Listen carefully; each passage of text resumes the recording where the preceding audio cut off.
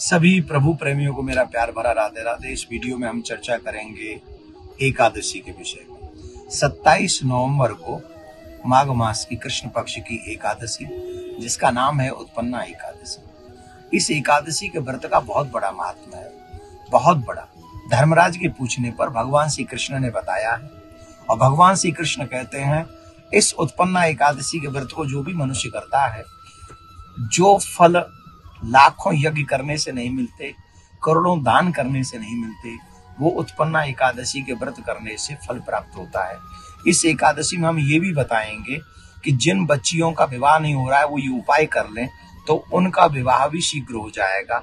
पारायण का समय मैं पहले ही बता रहा हूँ, 28 तारीख को 6:42 के बाद में 8:45 तक आप पारायण कर सकते हैं। तो ये पारायण का समय रहेगा 28 तारीख को।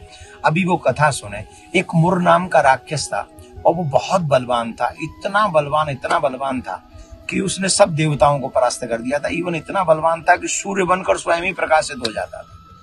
देवताओं की पुकारने पर शंकर भगवान ने कहा जगतपति नारायण की ही पुकार करो, वही तुम्हें हर संकट से बचा सकते हैं। तो नारायण भगवान से जब जाके उन्होंने कहा तो नारायण भगवान ने देवताओं से कहा कि तुम भयभीत तो मत हो, मैं तुम्हारी सहायता करूंगा। तो भगवान उस दैत्य से युद्ध करने के लिए, मुर नाम के दैत्य से युद्ध करने के लिए गए और भगवान ने बहुत युद्ध किया। सारे राक्षस तो परास्त हो गए, पर मुर नाम का राक्षस उसका वध नहीं हुआ। तो वो बड़ा बलवान था, 10,000 वर्ष तक युद्ध होता रहा। तो भगवान ने सोचा अब इससे क्या लड़ना है, तो भगवान बद्र का आश्रम में जाकर विश्राम करने लगे। तो वो नारायण भगवान को ढूंढता वो बद्र का आश्रम पहुंच गया, और भगवान उस समय योग निद्रा में थे। तो वो जैसे ही भगवान से युद्ध करने के लिए तैयार हुआ तो नारायण के विग्रह से एक दिव्य कांति वाली देवी प्रकट हुई, और उस देवी ने उस दुष्ट को कहा कि आज तू पहले मुझसे युद्ध कर। और वो देवी ने उससे युद्ध किया, और एक क्षण में ही उस देवी ने उस दुष्ट को समाप्त कर दिया।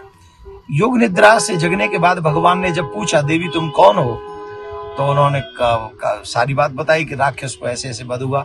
तो भगवान ने उसी को कहा कि आप ही उत्पन्ना एकादशी हो, और जो मेरे भक्त होंगे वो सब तुम्हारी पूजा करेंगे, और तुम्हारी पूजा करने वाले लोगों के लिए सहज ही मैं उपलब्ध होगा।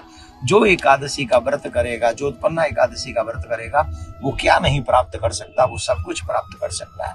तो ये उत्पन्ना एकादशी है। उन्होंने कहा कि आज से तुम उत्पन्ना एकादशी के नाम से जानी जाओगी। तो ये तो एकादशी की कथा हो गई, लेकिन हम आपको एक उपाय और बता रहे हैं। एकादशी के दिन तुलसी का भी पूजन करना चाहिए, तुलसी महारानी को पूजन करना चाहिए, घी का दीपक जलाना चाहिए। जिन कन्याओं का विवाह नहीं हो रहा है, विलंब हो रहा है, उन लोगों को उत्पन्ना एकादशी के दिन एक चुनरी माँ तुलसी को पहनानी चाहिए, और श्रृंगार की सारी सामग्री उनको चढ़ानी चाहिए।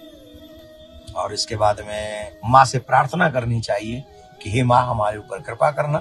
तुलसी महारानी से जब यह प्रार्थना करेंगे तो आपके विवाह में आया हुआ विघ्न शीघ्र ही दूर होगा और आपका विवाह होगा। एकादशी का व्रत 27 नवंबर को आप लोग रखें, और खूब भगवान की कृपा प्राप्त करें। आप सबको प्रियाकांजू खूब संपन्न करें। ये वीडियो उन लोगों तक पहुंचा दीजिएगा जो एकादशी का व्रत करना चाहते हैं। आप सभी को राधे राधे।